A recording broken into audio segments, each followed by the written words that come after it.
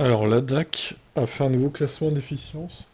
La modèle 3 a été détrônée apparemment. Je serais curieux de savoir par qui, du coup, on va découvrir ça tout de suite. Unix 6. Bon, ok, d'accord. Donc, la DAC est la plus grande association automobile d'Europe basée en Allemagne, reconnue pour ses tests rigoureux et elle évalue régulièrement les performances, sécurité et consommation de différents véhicules pour informer les consommateurs et les professionnels du secteur. Ils ont récemment mis à jour leurs tests de voitures électriques en incluant des résultats d'autonomie et de consommation des Spring à la Mercedes EQS. Tous les modèles y sont passés. Cependant, la véritable star de l'évaluation est la Unix 6 de chez Hyundai. Une incroyable conso de 15,5 kWh. Elle a été couronnée la voiture électrique la plus économe jamais testée par la DAC. Sa conception aérodynamique, caractérisée par un coefficient de traînée de 0,21, joue sans doute un rôle majeur. La Unix 6 a non seulement surclassé ses sœurs de gamme comme la Kona 16.7, mais elle a également dépassé la modèle 3 qui affiche 16.8.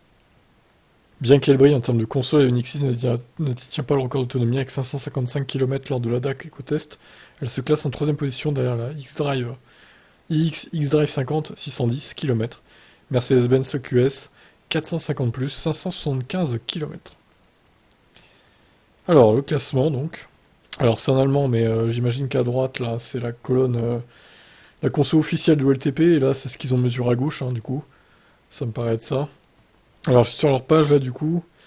Autonomie, effectivement. Alors, que des Allemandes, hein, en premier. Voilà, après, on pourra dire que la DAC est payée par les constructeurs allemands. Deux Allemandes, une Coréenne, encore des Allemandes. BM... Putain, ouais. Enfin, ouais, il y a beaucoup d'Allemandes, hein, quand même, bizarrement. Bon. Le Kona a 435 km d'autonomie, selon eux. Ça me paraît peu, hein, quand même. Hein. Unix 5. Modèle 3.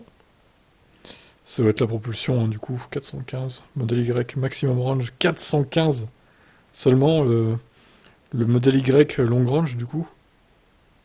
Kia Niro EV 410. C'est faux.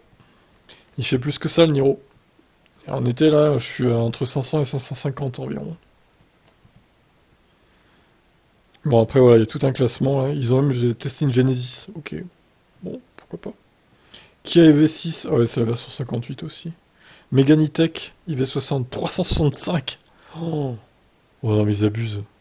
Elle fait plus que ça, je pense, la Mégane. Alors dites-moi un possesseur de Mégane, mais... Nissan Ariya 335. Oh, c'est dur. Zoé 335. Peugeot 208, 280. Les voitures Stellantis, c'est la catastrophe. Elles sont toutes en dessous des 300, quoi. Fiat 500e, 245. MGZS EV, 220 seulement. Mini Cooper 210, Dacia Spring 185, Honda E 180, Mazda MX-30 170 et la Twingo qui ferme la marche avec 150. Bon, pas étonnant, hein, la Twingo a quand même une petite batterie, donc ça, bon, c'était prévisible. Ils ont même testé la Neo T7 avec 100 kWh de batterie, efficience déplorable, 485 km d'autonomie seulement.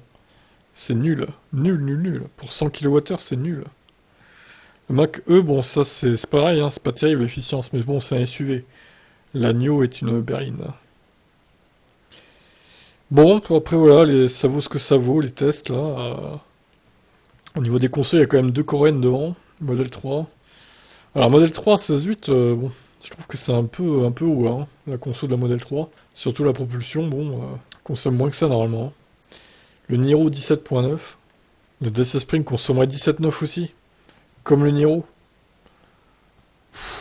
Ouais, je suis pas trop d'accord avec ça. Hein. Je pense qu'elle consomme beaucoup moins la Spring quand même. Ouais, bon, après voilà. 19,2, la Mégane E-Tech.